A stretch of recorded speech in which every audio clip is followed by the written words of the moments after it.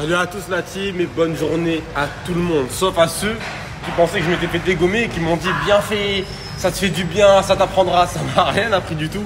Parce que je sais pas quelle histoire vous avez entendue. Il y en a qui ont dit ouais c'est des Français, ils l'ont fait 100 ans, etc. Pas du tout, loin de là, carrément c'est grâce à des Français que je me suis sorti de la situation. En fait je vous explique parce que j'en ai marre.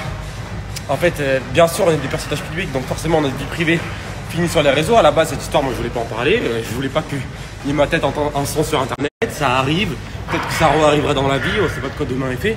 En tout cas ce qui s'est passé, je suis désolé si je suis essoufflé, c'est parce que je sors de loin le temps. Tout simplement on était à une genre hôtel piscine pour aller boire un verre. Et Jazz parlait à côté des toilettes avec une copine à elle. Et en fait elle s'est trompée de genre de chemin. C'était dans un endroit à mon avis qui devait être un chemin interdit pour y aller.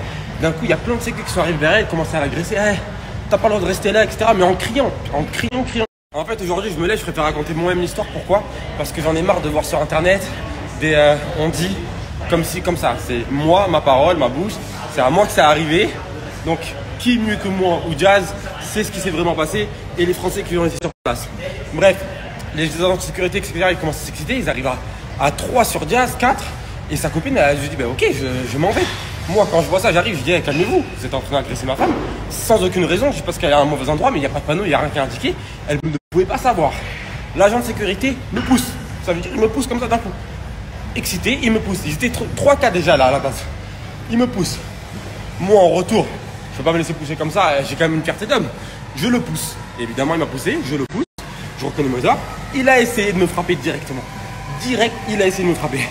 Mauvaise chance pour lui, il a raté. Du coup, vu qu'il a essayé de me frapper, je l'ai frappé. Je suis tout simplement défendu, même si c'est des agents de sécu.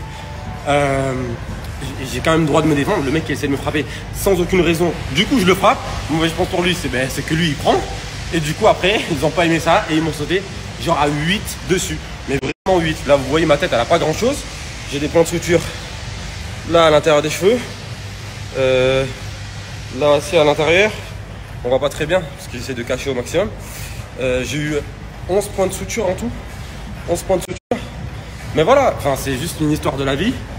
Internet, c'est bien, mais n'écoutez pas tout ce qui est sur Internet parce qu'il y a plein de trucs qui sont faux. Et en tout cas, grosse force et merci à tous les Français qui étaient sur place. Voilà, je me rappelle de quelques noms.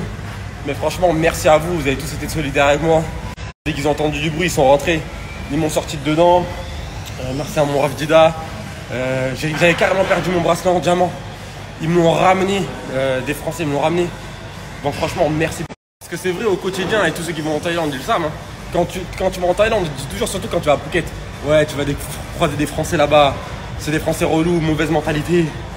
C'est des haineux, si, ça. Bah, je vous jure, ça s'est super bien passé. Toutes les vacances, ça a été des vacances extraordinaires. Tous les gens qu'on a pu rencontrer, tous les gens qu'on a vus à la plage, dehors, quand on marchait dans la rue, etc. Parce que ça reste quand même un endroit touristique, Phuket, il y a énormément de Français. Tous super sympas, super gentils, super agréables. Et là, du coup, par rapport à l'histoire, ben, c'est eux aussi qui sont venus en aide.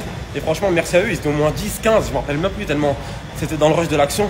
Et ils m'ont même un bracelet Cartier en diamant. Je ne sais pas si vous savez comment ça coûte. Ils l'ont retrouvé, je l'ai perdu. Et ils me l'ont rendu. C'est pas genre, ils auraient pu le garder.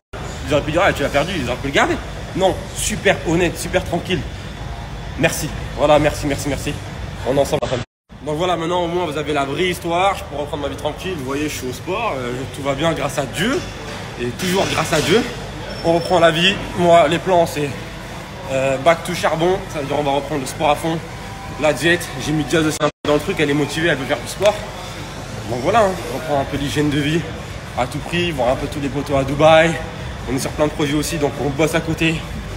On s'arrête pas. Voilà, on s'arrête pas. Et en tout cas, tous les haineux là qui pensaient que j'étais au sol et que j'étais mort. Désolé pour vous, c'est pas le cas. Je suis là. Comme je le dis toujours, quand t'as un personnage public, t'assumes. Du coup, cette vidéo, quand il y a une vidéo de moi qui est sortie, ben, autant raconter la vraie histoire, autant que je la raconte moi, parce qu'à la base, je voulais pas le faire du tout. Mais si c'est sorti, c'est sorti. Maintenant, faut s'intéresser aux gens qui m'ont donné la force, pas aux haineux qui ont envoyé des messages. Il y a 80% de bonnes personnes qui m'ont envoyé des messages et qui m'ont dit rétablis-toi bien, etc. Merci beaucoup pour vos messages, carrément. Ça fait vraiment plaisir parce que je sais pas si moi, à l'inverse, des fois, je vois des gens sur internet qui sont blessés et tout, ça me touche, ça me fait de la peine. Mais c'est pas forcément c'est pas pour autant forcément que je vais leur écrire ou quoi, parce que ben, je sais pas en fait, ça dépend vraiment. Et franchement, vous, il y en a plein qui m'ont écrit et tout. Donc franchement, merci beaucoup de prendre le temps. Parce que dans la vie, il y a une chose qui ne s'achète pas, qu'on ne peut pas rattraper ni rien, c'est le temps. Et à partir du moment où tu prends le temps pour une personne, même un petit message, ça veut dire que tu aimes un peu cette personne, que ça te fait plaisir de lui écrire et que c'est important pour toi. Bah, franchement, merci.